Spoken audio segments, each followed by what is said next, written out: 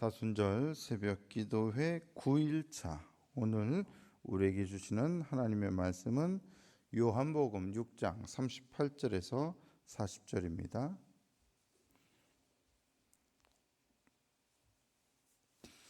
요한복음 6장 38절에서 40절. 같이 말씀 함께 읽겠습니다. 내가 하늘에서 내려온 것은 내 뜻을 행하려 함이 아니요 나를 보내신 이의 뜻을 행하려 함이니라. 나를 보내신 이의 뜻은 내게 주신 자 중에 내가 하나도 잃어버리지 아니하고 마지막 날에 다시 살리는 이것이니라. 내 아버지의 뜻은 아들을 보고 믿는 자마다 영생을 얻는 이것이니 마지막 날에 내가 이를 다시 살리리라 하시니라. 아멘. 최근에 우리 교단에서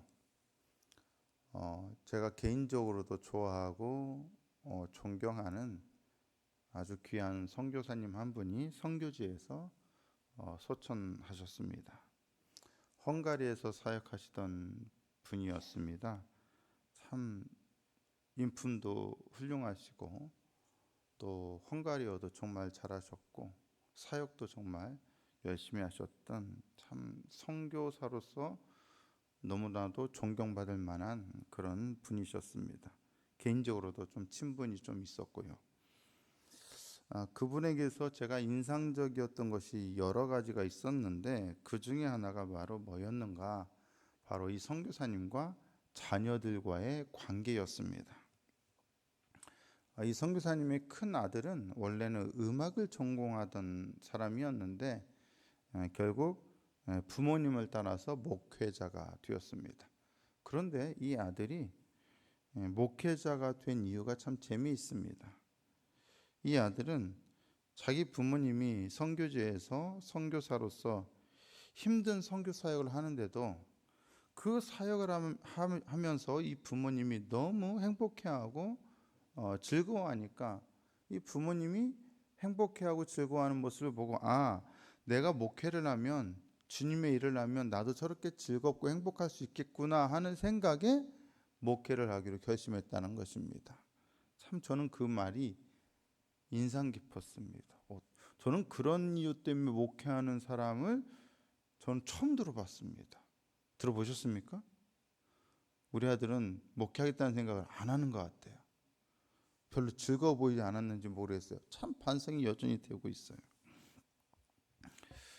둘째 아들은 헝가리에 있는 의대를 나와서 당시에 의사였습니다. 헝가리 단교 선교를 청년들과 함께 갔을 때 이 의사였던 둘째 아들이 영어도 잘하고 헝가리어도 잘하기 때문에 통역으로 우리 선교팀에 합류해서 같이 동역을 했었습니다. 헝가리에서의 이제 모든 선교 일정이 다 끝나고 마지막 날이 되었습니다. 근데 그 마지막 날이 때마침 어떤 날이냐?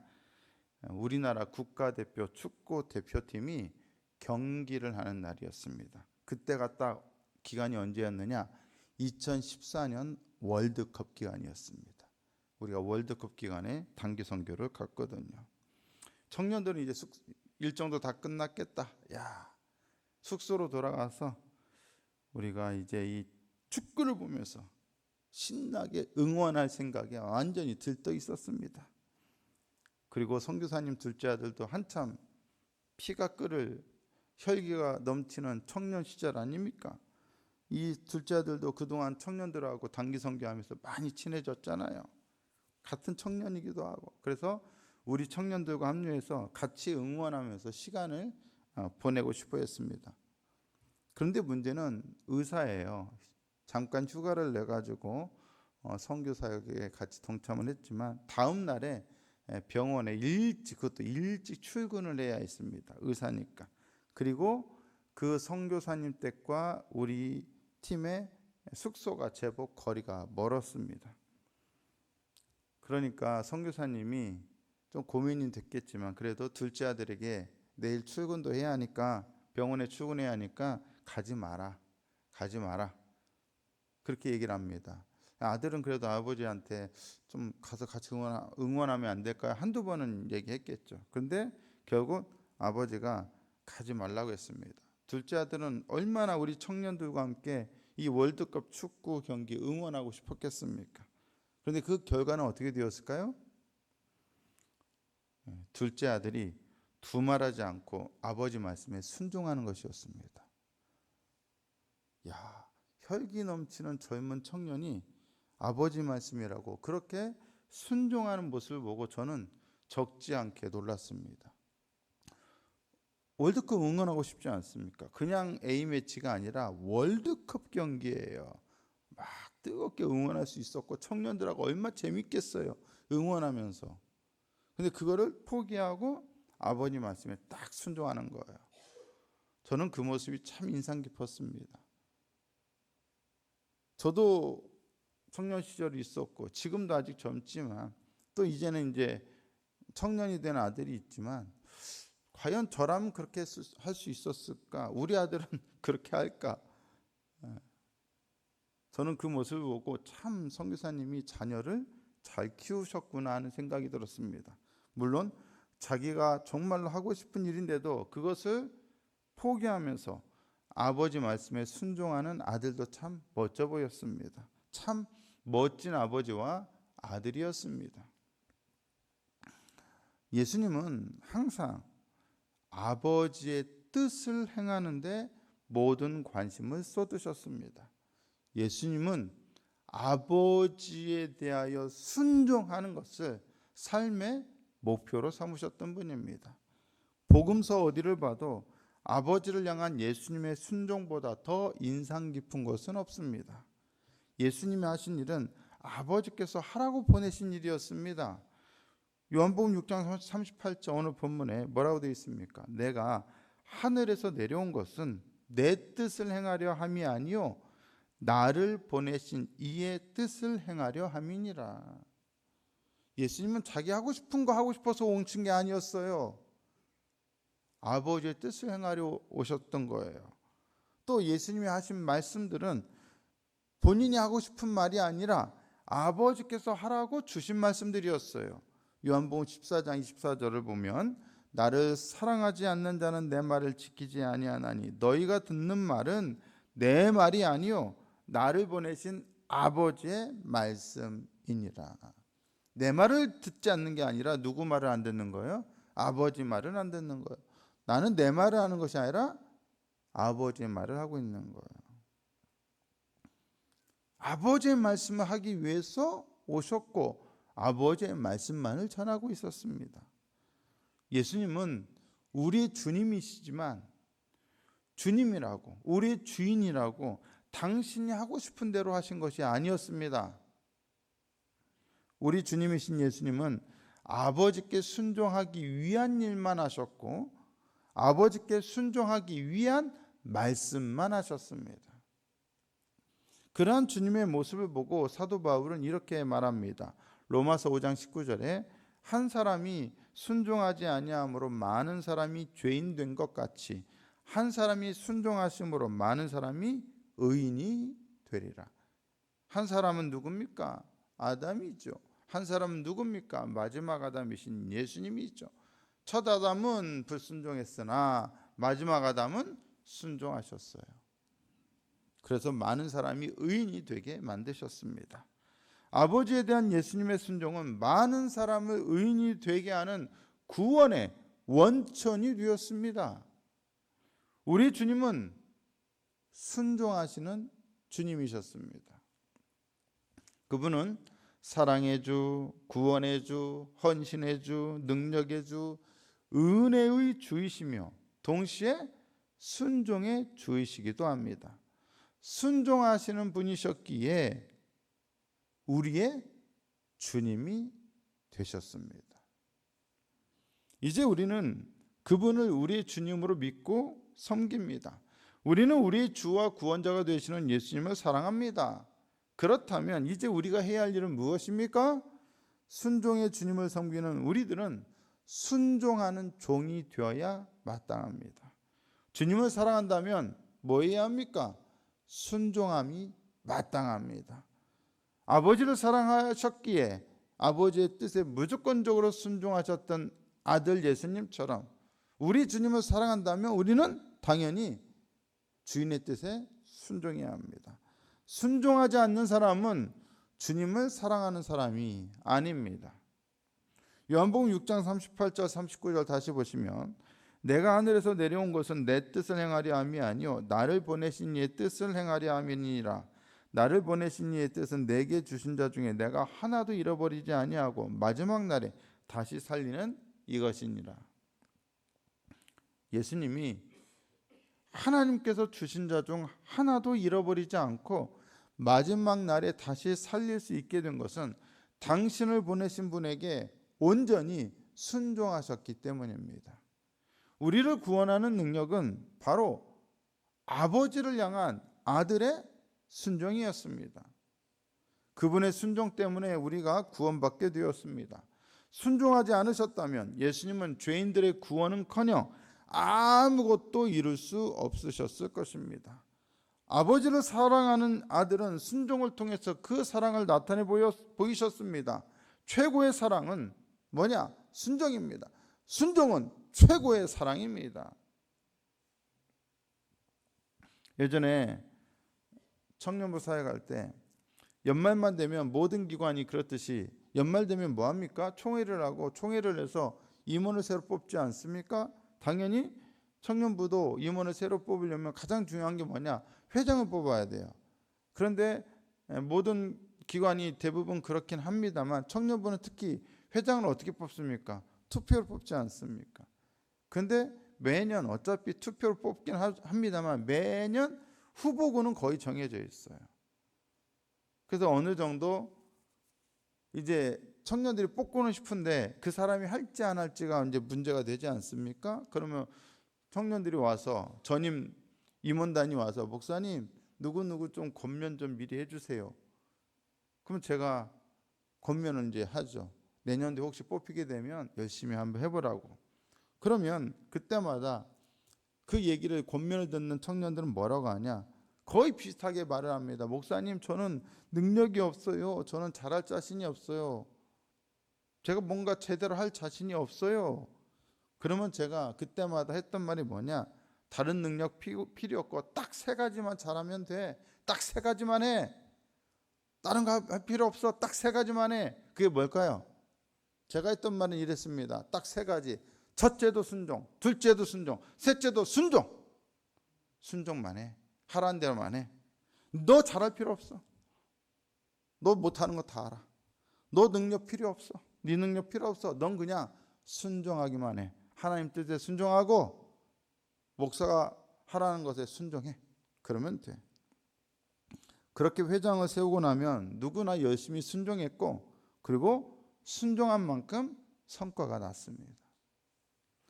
우리는 힘이 있고 능력이 있어서 신앙생활을 잘하는 것도 아니고 봉사하는 것도 아니고 충성하는 것도 아닙니다. 우리는 오직 순종할 뿐입니다. 아골골짝 가라고 하면 가는 거고 십자가 지라면 지는 겁니다. 사순절 새벽 기도회니까 같이 열심히 기도합시다 하면 나와서 기도하는 겁니다. 아멘. 순종하는 겁니다. 순종하고 따를 때 어떻습니까? 누구에게 유익이 옵니까? 우리에게 유익이 옵니다. 목사가 하나님의 뜻에 순종해서 목회하면 누구에게 유익이 옵니까? 목사 자신에게도 유익이 오고 교회에도 유익이 오고 성도들에게도 유익이 옵니다. 무엇이 능력입니까? 순종이 능력입니다. 정말 내가 하나님을 사랑한다면 나는 무엇을 해야 합니까? 순종해야 합니다. 말 치지리도 안 들으면서 엄마 아빠 사랑해요 이런 아들 이런 딸 보면 여러분 그 사랑 믿을 수 있겠습니까? 제가 순종하진 않지만 역시 나를 사랑해 그런 부모도 있겠습니까? 너 순종한다면 아니 사랑한다면 순종해야지 당연히 그러지 않겠습니까? 왜 이렇게 말을 안 듣는 거야? 공부하라면 좀 공부하고 운동하라면 운동하고 뭐 하라면 좀 하고 그게 사랑이지요. 우리가 순종하면 능력은 없어도 우리가 순종하면 어떻게 됩니까? 순종만 하면 나머지는 다 주님이 알아서 하십니다. 그게 능력입니다. 왜 순종하라고 하냐? 그거 하면 나머지는 다 해주려고 순종하라고 하시는 거예요. 요한복음 6장 40절 내 아버지의 뜻은 아들을 보고 믿는 자마다 영생을 얻는 이것이니 마지막 날에 내가 이를 다시 살리리라 하시니라. 영생은 당연히 아들을 보고 믿을 때 얻습니다.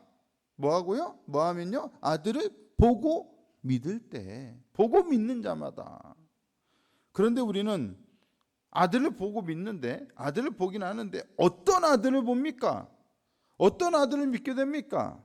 아버지께 순종하신 아들을 보고 아버지께 순종하신 아들을 믿는 겁니다. 예수님께서 십자가에 달리신 것은 당신의 자발적인 뜻과 의지도 있었지만 아버지에 대한 순종 때문이었습니다. 우리는 아버지께 순종하셨던 그 아들을 보고 믿습니다. 그렇다면 우리의 영적인 특질 중에 가장 중요한 것은 무엇이어야 합니까? 바로 순종이어야 합니다. 아멘이십니까? 저 주일날 광고 말씀드릴 때 우리 이제 이번 주일날 돌아오는 주일날 한누리 한마당 놀이 대회를 하지 않습니까? 광고하면서 개별적으로 가정적으로 작은 거라도 우리가 찬조합시다 했죠. 그랬더니 몇 분이 이제 찬조를 위해서 순종하셨어요. 그렇게 순종만 해서 모여지면 뭐가 되는 거예요? 함께 누리는 기쁨이 되고 교회는 더욱더 행복이 가득하고 섬기는 기쁨과 또 상품과 경품을 얻을 수 있는 기쁨과 교회가 어떻게 돼요? 더 은혜롭고 화목하고 행복한 그런 교회 되지 않겠습니까? 순종만 한다면요. 우리가 함께 순종함으로써 교회 공동체를 세워가고 이루어가는 것이지 누구 한 사람만 해서 될 일이 절대 아니라는 것이죠. 순종하시겠습니까? 순종을 통해 하나님의 나라를 이루시겠습니까? 아들이 그러셨던 것처럼 우리도 그렇게 해야 합니다. 순종이 제사보다 낫다 하지 않습니까? 예배 열심히 드린다고 그게 전부가 아닙니다. 예배 열심히 드렸으면 어떻게 해야 합니까? 순종해야죠. 순종이 진정한 사랑입니다. 예수님에 대한 사랑의 최고의 표현은 바로 순종입니다. 서로 사랑하라고 하는 세 계명에 순종해야 합니다. 땅끝까지 이르러 내 증인이 되라는 말씀에 순종해야 합니다. 신령과 진정으로 예배하라는 말씀에 순종해야 합니다. 아버지께 순종하기 위해 예수님은 무거운 십자가를 지고 골고다 언덕까지 오르셨습니다. 세상에서 가장 잔혹하고 가장 무거운 발걸음이었지만 주님은 기꺼이 순종하셨습니다. 그리고 구원을 위한 아버지의 뜻을 성취하셨습니다. 헝가리의 선교사님과 그 아들이 보여주었던 순종의 모습은 저에게 참 많은 감동과 신선한 충격을 주었습니다. 그렇다면 하나님의 아들이신 예수님의 순종은 얼마나 더 놀랍고 충격적이고 전율에 떨게 하고 우리 모두를 감동하게 하는 그러한 순종이었겠습니까? 헝가리의 영혼을 품고 그들을 주님께로 돌아오게 하라는 하나님의 말씀에 순종하여 암투병 중에도 그 선교사님은 선교지를 지키셨고 결국 그곳에서 하나님의 품에 안기셨습니다. 순종을 위해서는 때로 많은 희생이 필요하지만 그러한 순종은 우리가 예상하지 못한 놀라운 결과를 가져옵니다. 예수님의 순종이 온 인류의 구원을 가져왔듯이 그 선교사님은 헝가리 땅에 그분의 순종을 통하여 또 다른 놀라운 일들을 가져오게 될 것이라 저는 믿습니다. 그리고 오늘 우리 한누리교회에서 순종하는 우리들의 삶을 통해서도 이 지역과 우리 이웃들과 우리 교회, 한누리교회의 놀라운 역사가 일어나게 될 것을 믿습니다. 아기학교가 곧 시작됩니다. 얼마나 열심히 기도하고 준비하는지 모릅니다. 제가 그런데 그것도 광고하면서 뭐라고 말씀드렸습니까? 게시물 보고 전화하는 사람 많지 않을 거라고. 그래서 우리가 입으로 홍보도 하고 알리고 권면해야 한다고. 그렇게 여러분 홍보하고 권면하면 어떤 일이 일어나겠어요? 순종하면 정말로 놀라운 일이 일어날 것입니다. 주님을 사랑한다면 여러분 다른 거 필요 없습니다. 정말로 주님을 사랑한다면 다른 거 필요 없습니다. 오직 세 가지만 있으면 됩니다. 그 세 가지는 뭡니까? 첫째도 순종. 자, 시작. 첫째도 순종, 둘째도 순종, 셋째도 순종. 순종이야말로 최고의 사랑입니다. 아멘. 순종하는 저와 여러분 모두가 되어 하나님께서 기뻐하시는 나라와 뜻과 그리고 한누리교회와 우리 모두의 가정과 삶이 될 수 있기를 예수님의 이름으로 축복합니다. 좋으신 하나님 감사합니다. 최고의 사랑은 순종이라는 말씀, 예수님께서 보여주셨던 바로 그것이야말로 순종이었고 그것이야말로 아버지를 향한 최고의 사랑이었음을 말씀을 통해 상고해 보았습니다. 우리가 주님을 사랑한다면 더욱더 우리도 주님을 따라 순종하는 종들이 되게 하시고 순종하는 자녀들이 되게 하여 주시옵소서. 우리에게 요구하는 것은 다른 것이 아니라 첫째도 순종, 둘째도 순종, 셋째도 순종인 줄 믿사오니 말씀에 늘 순종하는 우리 모두가 되게 하셔서 하나님의 나라와 하나님의 뜻과 하나님의 영광이 드러나는 놀라운 역사가 일어나게 하여 주시옵소서. 순종하는 삶을 살고자 하는 모든 성도들 한 사람 한 사람 위에 이 사순절 기간 더욱더 예수님께서 순종하셨던 그 길을 함께 걸어가며 영적인 진보와 성장을 이루며 하늘의 기쁨과 은혜가 넘치는 삶을 살아갈 수 있도록 이 사순절 기간 함께 동행하여 주시옵소서. 예수님의 이름으로 기도드리옵나이다. 아멘.